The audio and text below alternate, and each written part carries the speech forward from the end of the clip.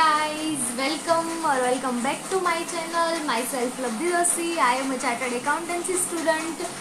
So आज क्या हुआ, मैं अपने लैपटॉप पे कुछ काम कर रही थी, फिर अचानक मुझे याद आया कि आज क्या है, 30 जून, राइट। सब बिजनेसमैन को या जो कंसल्टेंट होंगे उनको पता होगा कि ये डेट क्यों इम्पोर्टेंट है, क्योंकि आज अप्रैल में जून क्वार्टर एंड होता है, राइट।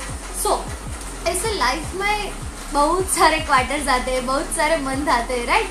तो हर बार जीएसटी में स्पेसिफिकली डिफरेंट कितने सारे रिटर्न्स आते हैं, तो हर रिटर्न की डेट्स याद रखना, हर रिटर्न में क्या होता है, कब किसको फाइल कर रहे हैं, मुझे ये फाइल करना है या नहीं, इस सब में बहुत कंफ्यूजन होता है ना। हाँ, तो उसी कंफ्यूजन को दूर करने का प्रयास करने के लिए आज की ये वीडियो है। अगर आपको ये जानना है कि वेरियस रिटर्न्स क्यों होते हैं, हर एक रिटर्न का क्या इम्पोर्टेंट है, किसको कौन सा रिटर्न फाइल करना है, तो मेरे साथ बने रहिए इस वीडियो में। So let's come, we will watch कि कौन सा रिटर्न कब फाइल करना होता है और किसे फाइल करना होता है। सो सबसे पहला रिटर्न आता है जीएसटीआर 1। जीएसटीआर 1 किसको फाइल करना होता है, जो रेगुलर स्कीम में एनरोल हुए होते हैं। रेगुलर स्कीम मतलब जिसने कॉम्पोजिशन में नहीं एनरोल किया है या फिर एलिजिबल नहीं है, वो रेगुलर स्कीम में आते हैं। उनको या फिर कैजुअल टैक्सेबल पर्सन को भी जीएसटीआर 1 फाइल करना होता है। उसमें आउटवर्ड सप्लाई की डिटेल्स होती है और गुड्स हो या सर्विस, हर किसी को ये रिटर्न फाइल करना होता है। उसकी ड्यू डेट होती है नेक्स्ट मंथ की 10th, जो अभी के लिए नेक्स्ट मंथ की 11th कर दी गई है। और जो लोग हैं जिन्होंने QRMP यानी कि quarterly return monthly payment scheme में एनरोल किया हुआ है, उन्हें ये रिटर्न क्वार्टरली भरना होता है। उनके लिए ड्यू डेट होती है नेक्स्ट मंथ की 13th। फिर दूसरा रिटर्न है जीएसटीआर 3B। जीएसटीआर 3B उन्हीं लोगों को फाइल करना होता है जिसे जीएसटीआर 1 फाइल करना है, यानी कि रजिस्टर्ड पर्सन, कॉम्पोजिशन वाले नहीं, नॉर्मल रेगुलर स्कीम वाले registered person, including casual taxable person, और जो वो मंथली रिटर्न फाइल करेंगे। पर और जो लोग QRMP स्कीम में है, क्वार्टरली रिटर्न वाले, उन लोगों को क्वार्टरली फाइल करना होगा। जो रेगुलर स्कीम में है और जिनको मंथली फाइल करना है, उनके लिए जीएसटीआर 3B की ड्यू डेट क्या होगी, 20th of the next month. जिस मंथ का आप रिटर्न फाइल कर रहे हैं उसके नेक्स्ट मंथ की 20th, यानी कि सपोज जनवरी के लिए फरवरी की 20th। फिर जो लोग क्वार्टरली रिटर्न मंथली पेमेंट यानी कि QRMP स्कीम में है, उनके लिए क्या होगा, नेक्स्ट मंथ की 22nd और 24th।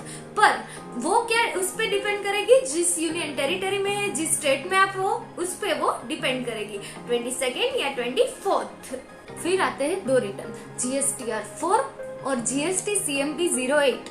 जीएसटी CMP 08 के बारे में पहले बात करते हैं। वो एक्चुअली में रिटर्न नहीं, स्टेटमेंट है। लोग उसे रिटर्न मानते हैं, पर वो रिटर्न नहीं, एक स्टेटमेंट है जिसपे आप अपना टैक्स को सेल्फ असेस्ड करते हो और उसके हिसाब से टैक्स पे कर देते हो क्वार्टरली। ये किन लोगों को करना होता है, जो रजिस्टर्ड पर्सन है, कॉम्पोजिशन स्कीम के अंडर रजिस्टर्ड हुए उन लोगों को। और वो कब तक सेल्फ असेस करके टैक्स भरना होता है जीएसटी CMP 08 के अंदर, क्वार्टर जब एंड होता है उसके नेक्स्ट मंथ के 18th से पहले। मतलब सपोज आप अभी अप्रैल में जून के क्वार्टर में हो, तो जुलाई 18th तक आप ये रिटर्न भर सकते हो, ये स्टेटमेंट सबमिट कर सकते हो। फिर आता है जीएसटीआर 4।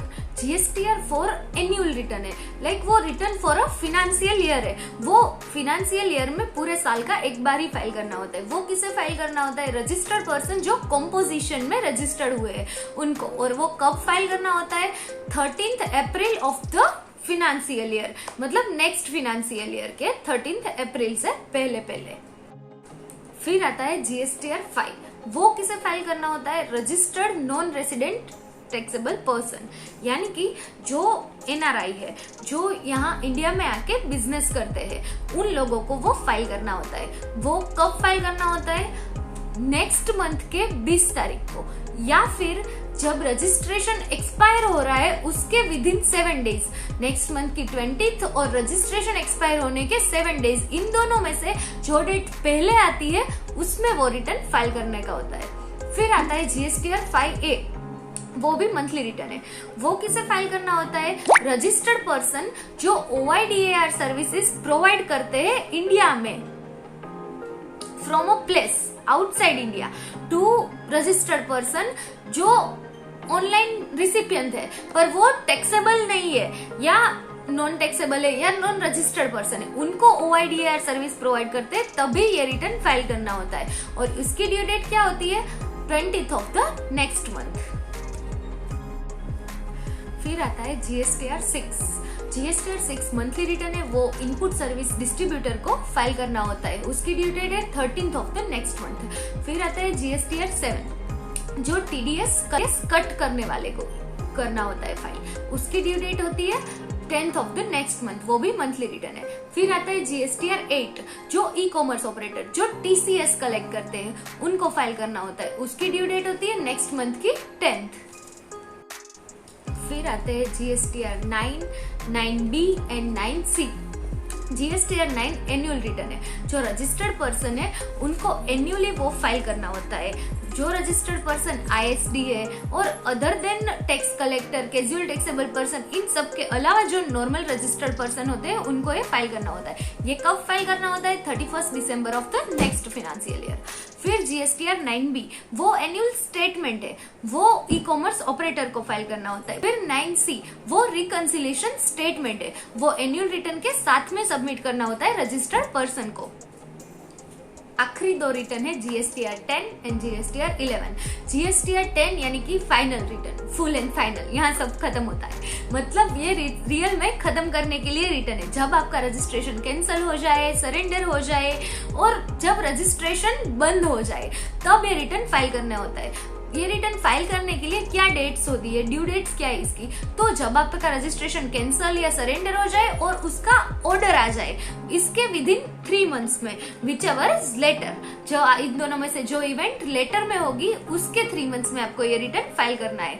GSTR 11 जो पर्सन होते हैं जिनके पास यूनिक आइडेंटिटी नंबर होता है, जिसके पास UIN होता है, उनको इनवर्ट सप्लाई की डिटेल्स के लिए ये फाइल करना होता है। सो First of all, thank you so much for watching the full video. This is all about various returns of the GST for our end. आपको इसके बारे में और कुछ जानना हो, रिटर्न्स के बारे में डिटेल में जानना हो, किसी भी पर्टिकुलर रिटर्न के बारे में डिटेल में जानना हो तो यहाँ कमेंट कर दीजिए, हम इसके लिए और वीडियो बनाने की ट्राई करेंगे। और आपको ये वीडियो कैसा लगा वो हमें कमेंट में जरूर बताना। अच्छा लगा हो तो लाइक करके जाना, चैनल को सब्सक्राइब करना बिल्कुल भी मत भूलना। और जो वीडियो में यूज हुई थी वो PDF आपको चाहिए तो वो आपको हमारे इंस्टाग्राम पेज पे मिल जाएगी। यहाँ पे आपको इंस्टाग्राम पेज की लिंक भी मिल जाएगी, उस पे जाके उसे फॉलो कीजिए। हम फिर मिलेंगे विद अनदर कंटेंट, तब तक के लिए बाय बाय।